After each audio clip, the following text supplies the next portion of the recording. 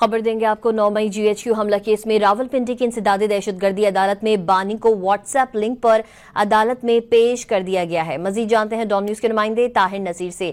ताहिर नसीर, बानी को अदालत में पेश कर दिया गया है, तफसील बताइएगा। जी देखिए, GHQ हमला केस की समाअत रावलपिंडी की इंसदादी दहशतगर्दी अदालत के जज अमजद अली शाह ने की। दौरान समाअत बानी PTI को व्हाट्सएप लिंक पर अदालत पेश किया गया। समाअत के दौरान वकला सवाई ने बानी PTI से बात करने की इजाजत की दरख्वास्त की, जिसे अदालत ने दरख्वास्त को मंजूर करते हुए वकला की बानी PTI से बात भी करा ली। ताहम आवाज ड्रॉप होने और शक्ल वाजे नजर न आने पर वकला ने अदालती कार्रवाई का बाइकाट कर दिया और सलमान अकरम राजा और वकील फैसल मलिक जो है वो कमरा अदालत से बाहर निकल के वापस चले गए, जबकि अदालत ने इस्तगासे के मजीद गुहान को भी तलब कर लिया है। जी ताहिर नसीर अपडेट कर रहे थे, आपका शुक्रिया।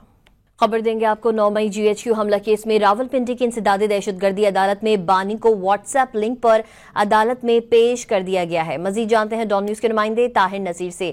ताहिर नसीर, बानी को अदालत में पेश कर दिया गया है, तफसील बताइएगा। जी देखिए, GHQ हमला केस की समाअत रावलपिंडी की इंसदादी दहशतगर्दी अदालत के जज अमजद अली शाह ने की। दौरान समाअत बानी PTI को व्हाट्सएप लिंक पर अदालत पेश किया गया।